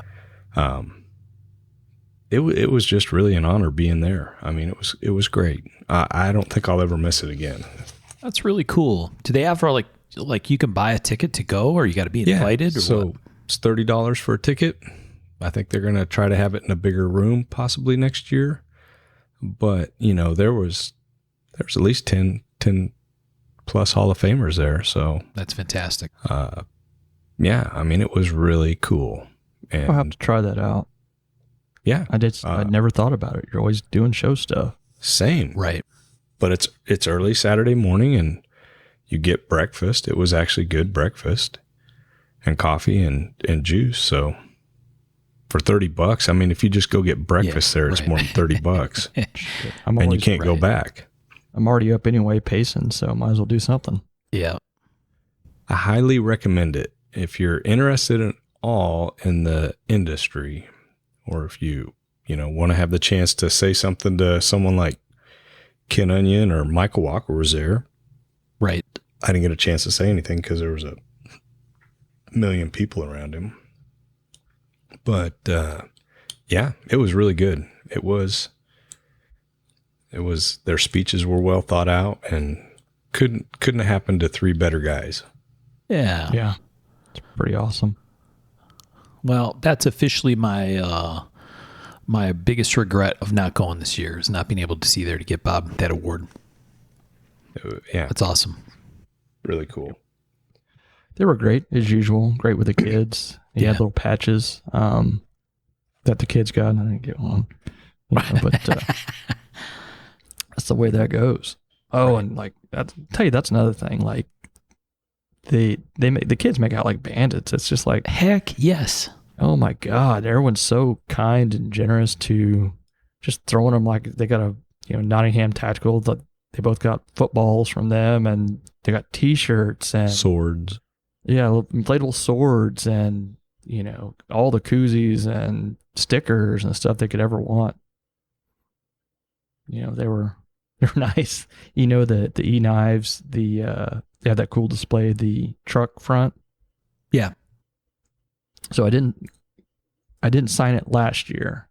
So Cullen and I we got an early start when they went to cross the wife and my daughter went to cross to go to the mall, and we were walking around. So I signed it this year, but Cullen's with me and he's like, and son. So it says M. Birch and son on there. Ah. Yeah. That's your new logo. Wow. So, didn't show that one to Harper though, because I ended up to go for a rewrite. yeah, exactly. She'd take you to task, my man. I got a chance to see Mike and Audra Draper. Oh, that's cool. Oh, really? Mike was there. Had a good conversation. He's looking good. They're getting a new roof and some other stuff on their house, but Audra said she's got handrails all up through it, all the way to the shop. So, he can get around. He's starting to get in the shop a little bit, they said. So that's exciting. Excellent. Awesome. It was really good to see them. Always good. Yeah. What else? The booth beside me, if you're facing the booth to the right, used to be a chef knife guy selling chef knives, right? Yeah. Like not custom, but Cutco-y kind of. Yeah, like cutting cinder blocks in half and then cut a tomato or whatever. I don't know if he was doing that, but yes, Yeah. that. He's gone. And NAF's _ company, which is Ben Peterson, is there, which was awesome. Oh, really? Yeah, I love Ben Peterson. He's doing really good. His wife, I think Athena, was there. Just great people. I couldn't ask for better, booth mates, really cool. Nice. They weren't playing country music either, so that's a bonus. What else? Other stuff at the show that I saw walking around. Behind me was the Heli booth. Okay. A big fan of their work. And I got to talking with the people, and they used to live in Fayetteville, the U.S. distributors. And now they live in Asheville, which is where my son just moved last week. So that was kind of ironic. I ended up getting are you familiar with the Heli knives at all? They've got a big one called the Nord. I picked that up. It's a really cool knife. They also had a bunch of Ballistol, and they gifted me a case of Ballistol because they didn't want to take it home. I was wondering why you had a big old case in your picture. Oh, wow. Yeah, they're like, hey, do you like Ballistol? I'm like, of course. They're like, you want a case? I'm like, sure. They didn't want to carry it out or take it home. So I was like, yeah, hook me up. Thank you. They're like the Matt Donahue of Ballistol. Hey, man, Right. you want beer? It was great. It was cool. Cargo pockets full of Ballistol. Exactly. I thought she was just going to give me a little thing of Ballistol, and she's like, here, have a case. I was like, okay, hey, cool. More's better. I'm driving. Never turn it down. Nah. There's a new product I saw called Wicked Wax and Wicked Clean. It's beeswax based. I really like it. The Wicked Wax is almost like a Ren Wax type product, except it's beeswax based. So you can put it on micarta and it'll get rid of that dry, chalky look and make it green or whatever. It's also food safe, which is cool. Yeah, yeah. And she's like, you can even use it on your lips. It's really great. And yeah, Ben was using his Carmex the rest of the show. And Really? oh yeah, he's like, this stuff's better than Carmex. And so yeah, Wow. my wife took mine, so I don't have any. So I'm getting ready to order some. And they're really cool. They're a cool company to work with. I'm getting some with my logo on them. So that'll be something we'll carry and It's you. try to get out with some knives and stuff. Co-branding. Yeah, pretty cool stuff. Gunny Glide and Gunny Slide is a new knife lubricant. I haven't tried it yet, but I got a couple. It's kind of crazy. I got kind of confused over there because he's telling me, yeah, we've got this in these scents, like to smell, right? And I'm like, huh? What? Yeah, they've got clove and tobacco and pumpkin spice, which I got, and coffee. I got that one too. So I got coffee. My knives are going to smell like pumpkin spice coffee. It's going to be pretty cool. Wow. Scented knife lube. Yeah. It's all graphene based. I haven't really tried it yet. Like I said, I just got back and I've been kind of picking up the pieces of the shop, but I'm going to try it out. I've heard good things, and the Gunny Slide is thicker so you can use it on your firearms. And yeah. Are you going to start selling this in sort of a pyramid type of selling process? Right. Co-branded. Possibly. I can hook you up. Wow. Some Confederated products. No, just something new to try. I get it. This is part, Michael, this is part of the Crine Knives hot dog preparation and lip balm branch of the company. Mm-hmm. Hell yeah. Let's see what else. I was gifted a mug, which is really cool. Somebody saw my mug collection, and it's actually Kelly. She always brings me a mug, and it's like really cool. I really find that fun. Yeah. And then there was also RMJ had Deneen mugs, and then Hinderer had Deneen mugs. So Oh, really? I may have come home with like 6 new mugs. Just what you needed. I know, right? And Mark brought us coffee from Columbia, so that's good. Awesome. I got Laren's new book, Yeah. which the book is awesome. It's got lots of pictures and their color and stuff, so that makes it much easier for knife makers to read. Did you ask if there's an audiobook version available? There's not, but I'm gonna try to. I'm actually gonna do some reading. It's really good. Like I was skimming through some of the Damascus stuff and the history there. It's like it's all there, man. It's really cool. Yeah, he sent me a So couple of versions of preview copies, and it's like heavy duty. Like there's a ton of detail in there, which is awesome. So I basically skimmed it like you are talking about, right? Like, okay, I'm going to flip 50 pages and see what's here. And it's like, holy shit. it's like over 500 pages Yes. of knife history. And it's like, Very deep. it is cool. Yeah. Like, and it's lots of pictures and just tons of, it's information rich. And I can't wait to, I have a hard time finding time to read an actual book right now, but we've got some vacations coming up. Like we go to the beach and I don't have anything to do. So this will be a great book for me to take to the beach. Yes. So I'm really looking forward to that. It feels like a great book to pick a topic or a section. Oh yeah. And then the read a chapters chunk. are standalone. Yeah, right. Freaking awesome. Did you get the hardcover, Tom? They only had one hardcover, and somebody had tore all the jacket up, and I was like, if I'm getting a hardcover, I need to tear the jacket up myself. Yeah. I went with the hardcover because it's like, I got to get the hardcover, man. I'm probably gonna buy another one, honestly. Did I Laren like sign that. it for you? Well, he told me be sure and be at the signing at 1:00, and I got there at 2:00, and he was gone. Day late, dollar short, buddy. But I was with Michael. We were walking, and I lost track of time. It was like a time vortex over there.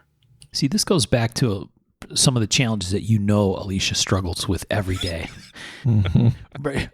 Hall of Famer breakfast shows up on Friday. Laren book signing shows up an hour late. I'm just saying I didn't contact Alicia for either one of those. Yeah. I could have, but I didn't. No, but this is why she, I'm sure, is pulling her hair out. Yeah. What else I got? American Tomahawk, their new number 3 is really cool with the handle that Ryan's making. Yeah. It is cool. I love the fact that he's making the handles on that old stock duplicating machine. Right. Really cool. Those are neat. They're super cool. Yeah. Didn't Liam Hoffman get one of those a while back too? Mm-hmm. Yeah. His is like a brand new one that's CNC controlled. Okay. Like they sent a dude from Germany to set it up. Oh, wow. Yeah. And it's walk-in. Yeah. It's all enclosed, dust collection inside. Liam's is crazy, like for real, legit production. Ryan's is like a tracer thing where there's like a follower on the, Well, in on his the original. production too, but Yeah, it's yeah. just a different century, Yeah, exactly. which is both cool in their own way. Absolutely. I got to hang out with Luke a little bit, Lucas Burnley. He brought me one of his sling packs, which is basically a new trendy term for a fanny pack. Right. So I was wanting one of those, so I had him hold me back one. It's really cool, really well done. Always cool to see new stuff that Luke's working on. He's an innovative Joe- dude, man. Dude, I already ordered some more stuff off his website, so pretty cool. Is it surprising to anyone that Luke is involved in the revival of the fanny pack? No. Yeah. No, it is not. Abby and Harper wear those all the time. Yeah, exactly. They're very in. Mm-hmm. Yeah, I mean I wore one when I was a nurse for years and years and years, and people gave me a lot of crap, but I had all my stuff that I needed right there, you know? Right. I didn't have to go back to the nurse's station or anything, so that worked. It worked great. But yeah, my coworkers were kind of assholes. But anyways, I loved them. In case they're listening, They Tom gave me a loves lot you. of crap. They're not listening. We got three people listening. I don't think I worked Especially with any at this point in the show. Yeah. Fair point. I don't know if you saw, but Joe, I can never pronounce his name, Magnifico. Yep. He did some neck knives, so they're like the minis. Okay. So I got a rainbow mini with Nitro V, which is really cool. Nice. Always good to see him. His stuff was awesome. These are the knives that look like fish. Am I remembering the right thing, or am I mixing up my people? Correct. Yeah. 100%. Yeah, really cool.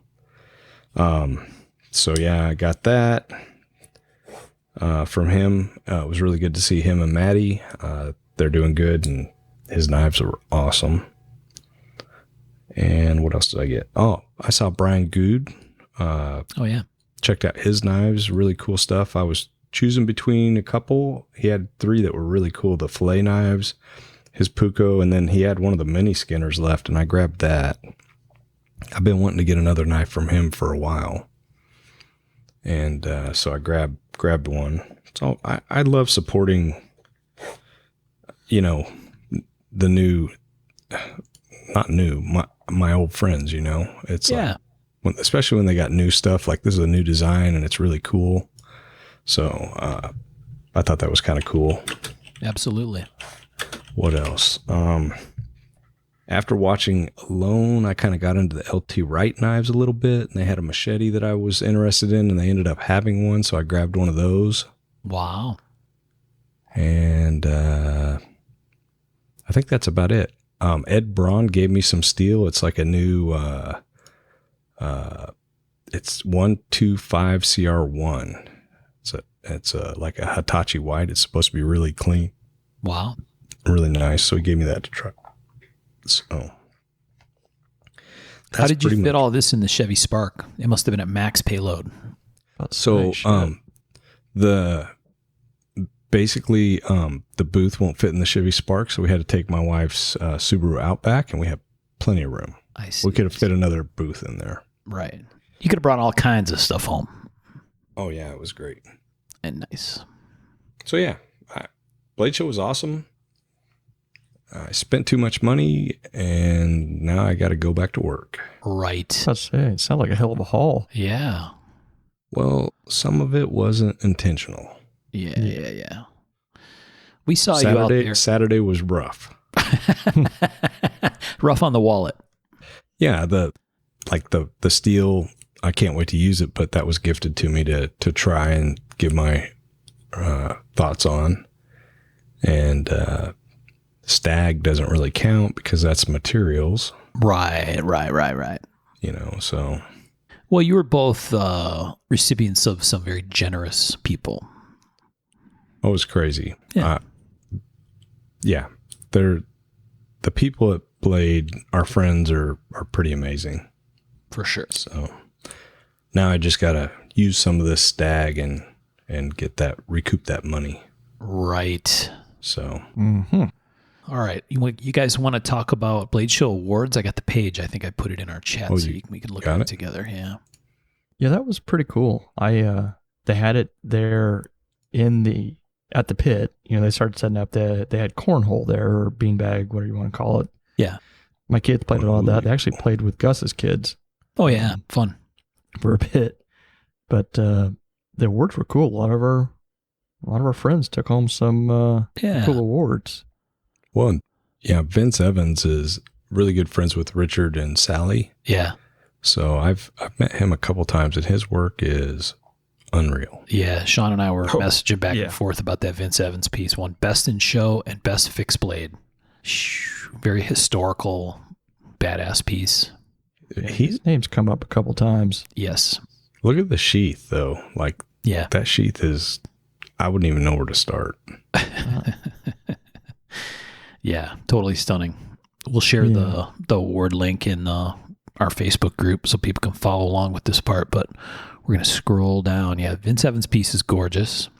Sam Lurkin's sub-hilt. You got to love that, Mark. Yes, I love. Super gorgeous. That swedge. Yeah, That's a cool piece. it is really cool. And Sam does such beautiful work. Oddly enough, that piece that I was talking about with the mother of pearl handle. Yeah. In our group won the best. Was it best art knife? Oh, really? Yep. I'm not going to be able to say his name correctly. Mauricio Deletsky. Oh, yeah. Right, where that's all like one piece of carved pearl. Dude, that sheath is ridiculous. Yeah, the sheath is 2 pieces, Yeah. but they're dovetailed and Oh, geez. just fucking crazy. Yeah. Yeah, so what else is here? Besh's kitchen knife. That's a good looking knife. That's like a tuna knife or something. That thing's big and long. Yeah, it's really cool, right? Yeah. Look at that Hamon. Yeah, gorgeous. Brute to forge type thing. I'm pretty sure he was a young guy too. Is that right? Uh-huh. Lucas Gumbiner? Gumbinier? I don't know. Is he French guy? I don't know. I don't know. Owen Wood piece, best folder. Not surprising. Look at that thing. Absolutely gorgeous. Yeah.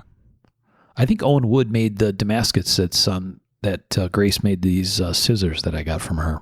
Oh, that's Possible. cool. I think that's Owen Wood Damascus. Yeah, that That's thing's stunning. Great. Beautiful Damascus. That's interesting. You think that, look at that pattern on the blade, right? It's got like almost like a herringbone, a big herringbone, Mhm. and then almost like an explosion kind of pattern or something. I don't know what you even call that. He's got a different way of doing stuff. Yeah. It's interesting. The mosaic in the handle. Beautiful. Very, very Art Deco, Yes. which I like. What else is here we want to hit on? That Oh, checkered handle Oh, is yeah. crazy. Hey, that checker Maybe handle's awesome. Mention this guy. Luke Swenson. Yeah, our man Luke Swenson down there with the 3-blade with like a tortoiseshell looking scales. Gorgeous. Mhm. So I'm going to Shows guess on it. that's a whittler. Yeah, I think so. Is it a lockback whittler? Yeah, you can see the lockback right next to the shield. Oh, wow. What a beauty. Look at that little, is that a spay blade that's like got a recurve and funky A little swedge? bit. Oh, yeah, kind of. Old What a Luke beautiful out there. knife. Homeboy had to go home and build more shelves in the shop for his awards he's been stacking up. Kidding. Good on him, man. Yeah, well deserved. Hell yeah. That Sobral piece is fab. Yeah. Oh, of course. Oof. What is the guard? It almost looks blue in the picture, like blue, teal. Do you guys see this piece in person? No, but they always do some sort of heavy bluing or something Yeah. on it. I don't know what they use. The handle almost looks carbon or something. But then wire inlay on that guard with like some super fine checkering and and a deep blue. Beautiful. Mhm. Yeah, they knock them out. Yeah. What is the Shirogorov Award? Best MACK. What does that MACK acronym mean? I don't know. Is that the machined? Almost custom knife or something. or- Oh, yeah, maybe. I think it's a machine, like a CNC. I don't know. I want to say there was an award like that at Okay. Blade, Texas, and it was like it's like the CNC hybrid type stuff. Okay. Yeah. Yeah. Too bad you can't click on these and get more information. Yeah. Gus got that most innovative. That was a crazy folder. Yes. That thing is ridiculous. Yeah. Gus is always out there just absolutely stretching it, right? Oh yeah. Love watching his Have you work seen go him by. take it apart? No, I saw the Instagram thing where it's got a push button and then he's turn the clip or something, right? Yeah, he's like throwing like a business card up there Yeah, to spin it so it doesn't leave a mark. right. Uh, So it's like Looks- it's a tool-free takedown kind of thing, right? yeah. Mm-hmm. So cool. Vince Evans won another award with the best sword. Look at that basket on that thing. Yeah, it's Phew. pretty sick. That's totally crazy. Yeah, when that thing popped up, there was an Right. because they had like a slideshow and Yeah, right. You need a slideshow to like show that thing off. Mm-hmm. That, like you said, it makes me want to zoom in because that looks like some kind of wire inlay or something. I don't know what's going on there, but it's stunning. Some of it looks carved. Wow. Crazy. Our friend Chuck won, Goodradis won Best Miniature. Yeah. Oh, yeah. It's pretty crazy. Yeah, That when you first glance at it, if you don't see the quarter, it's like, whoa, the screws are pretty big. Yeah. Yeah, it's kind of crazy. Oh, yeah. Mosaic. Will Stelter's marshmallow roaster. That is Mm-hmm. crazy. Yeah. Crazy awesome. Yes. Yep. I didn't know that was a thing I needed. But now I know. Now you know. Yep. Damascus and looks like woolly mammoth. Yes. Beautiful mammoth. For when you're just camping with the, family and you want to like, oh, you got the wire coat hanger? Right. Not here. Excuse me while I whip this out. Yeah. Best new maker, Zane Dvorak. That's a pretty piece too, man. That's a hell of a keyhole. Heck yeah. That's another thing that we were talking about. It's like one of the great things that all this is kind of the explosion in the industry and stuff is created is like the massive amount of gorgeous Damascus patterns. Oh, yeah. Yeah. Dude, there was so much good stuff when you're walking down through there. Mm-hmm. Right. Like, so good.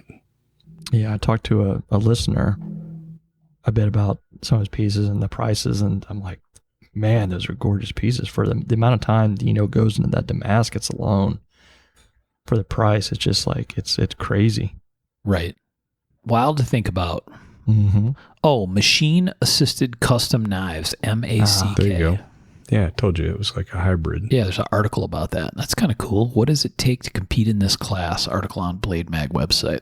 Yeah, and I think you have to document what was machined and what wasn't when you enter. Oh, okay. Well, that's cool. Yeah, pretty cool.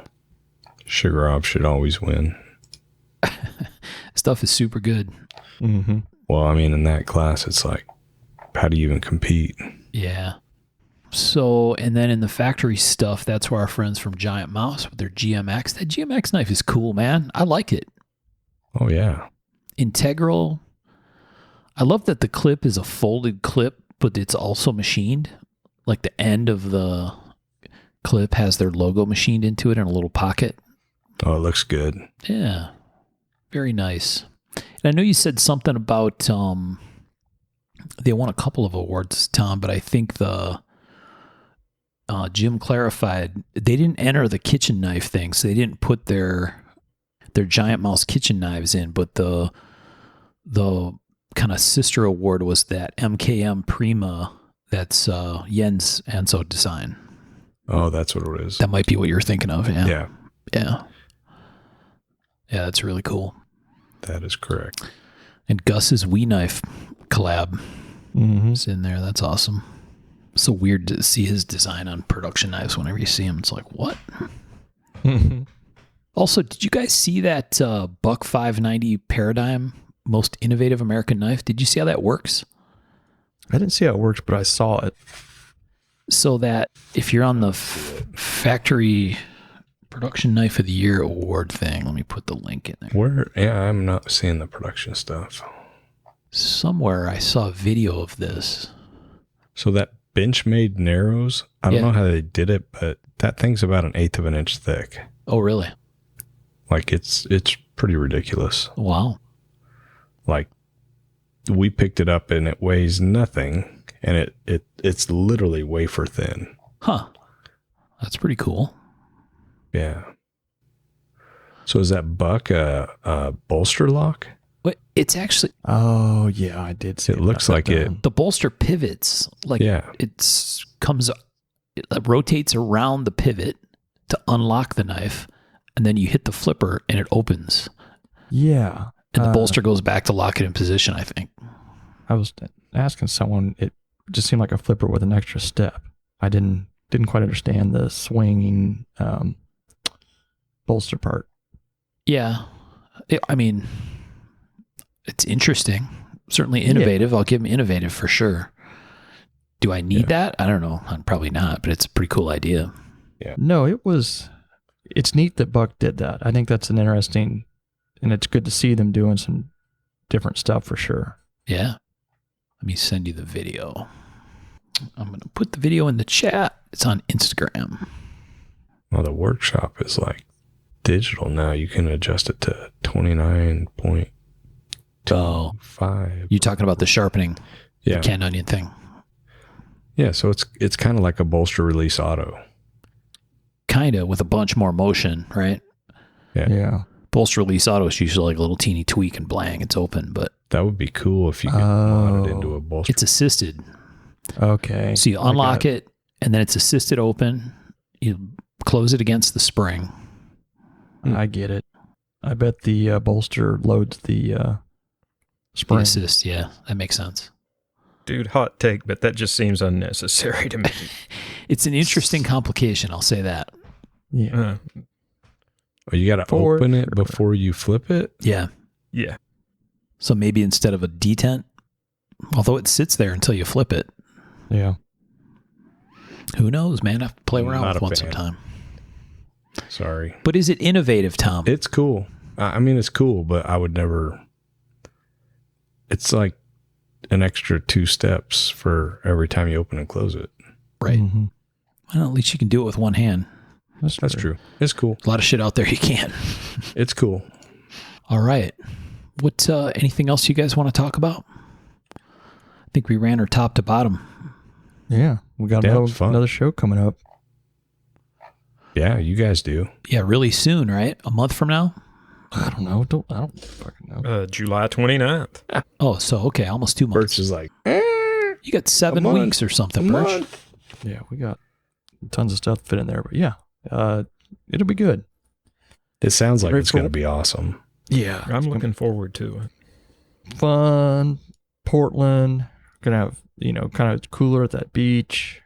Right. Suppose we're gonna have a Bob T s'more situation going on. Nice, nice. That pretty much locked it in for the kids. right.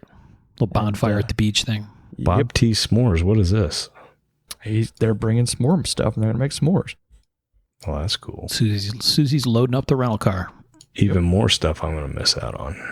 Yep. Aw, And man, I think there's going to be a free knife for every attendee. that's what Yeah. Billy keeps saying.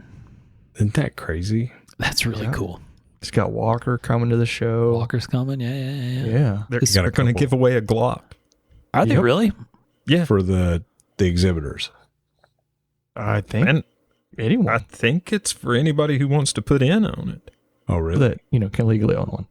Yeah. If you can own a Glock in your area and you can do a 4473. So for the kids at home, we're talking about the Pacific Northwest Custom Invitational that Sean talked about at the beginning of the show, and that's coming up. Would you say July 29? July 29th Yeah. at the Seaside Convention Center. Nice.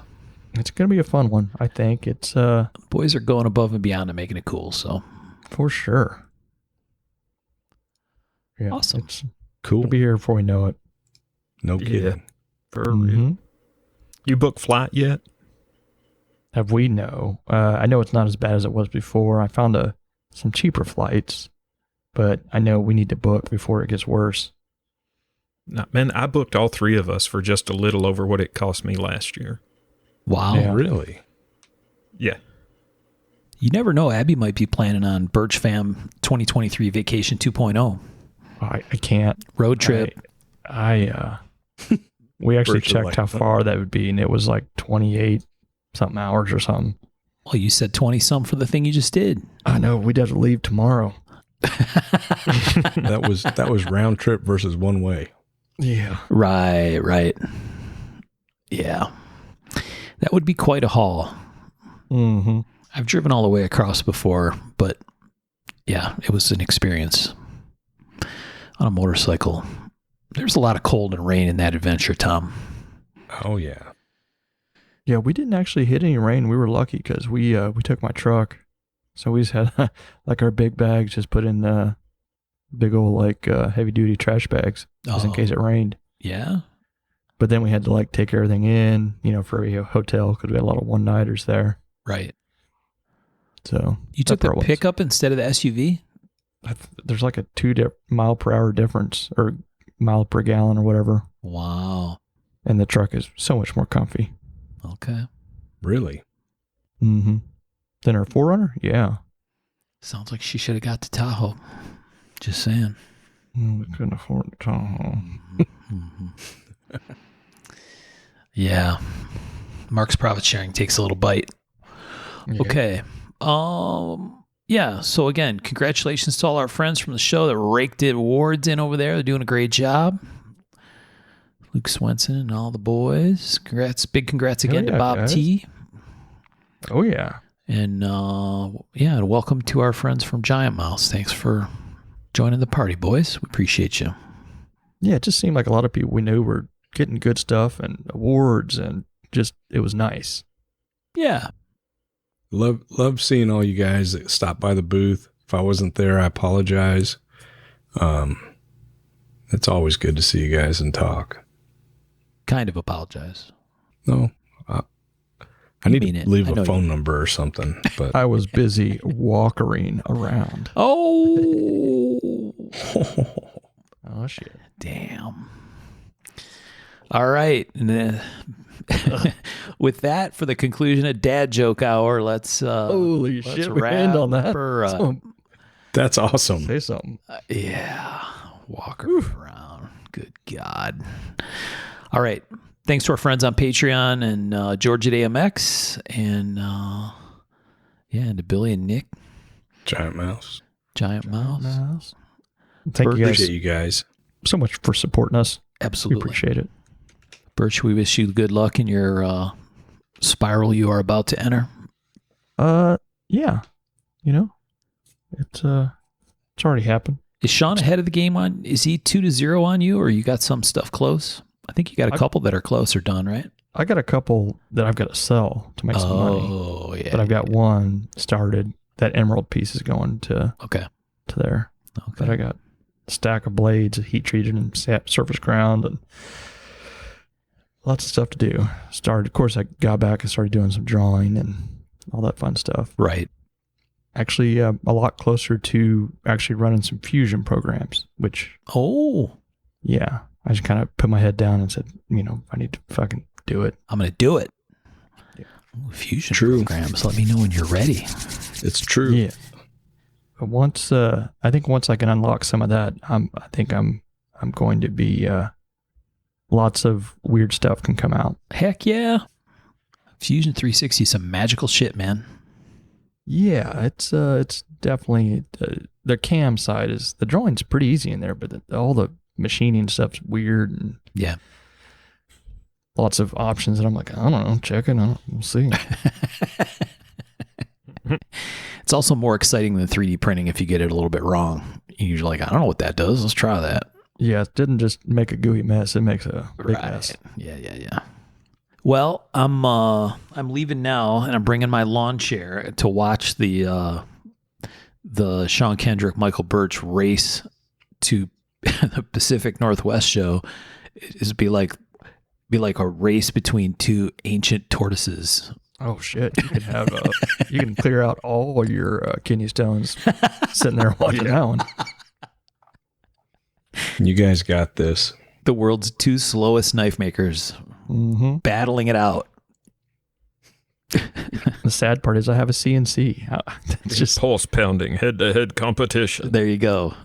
Tom shows up like after a heavy duty Taco Tuesday for like 3 hours in the shop in the afternoon with his belly full of tacos, half asleep. He wins. That is a problem. Yeah, no shit. Oh boy. All right. Thanks everybody for listening to episode 99 and 9/10. 0.61. Yeah. Just call it 100. No. No. 100 has Hold special off. content. We're gonna have a birthday cake and Right. ice cream. Yes. Nick Rolf's going to jump out of the cake. I'm not showing up. I don't want to see that. You do, liar. We all do. That's right. We're going to cook hot dogs with the induction forge. We all saw that picture he posted on Instagram. Right. That AP just happens to be stuck right there. Yeah, by no mistake. That wasn't me. Yeah. Well, we hope everybody can join Tom's sausage party And Whoa, time out. you said hot dog thing. Difference. Yeah. All right. Thanks everybody for listening. We'll talk to you next time. Take care, guys. Bye, all. Thanks, folks.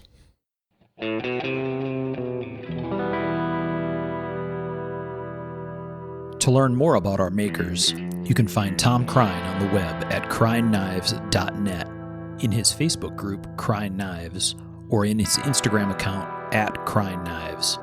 For Michael Birch, check birchtreeblades.com, Facebook group Birch Tree Blade Works, or Michael's Instagram at birchtreeblades. For myself and the Raygun Bead Project, we're on the web at raygundivision.com. We have a Facebook group called Raygun Division, or my personal Instagram, at msteiner. For those interested in photos, references from the show, or some discussion about the show itself, you can find us on the web at markofthemaker.com, in a Facebook group called Mark of the Maker, or on our Instagram, at Mark of the Maker. Last but not least, the ultra cool and haunting background music we use for the show is a piece called Noir Guitar by Stevie's Amp Shack, found at the Free Music Archive and licensed under Creative Commons CC BY 4.0. Thanks for listening.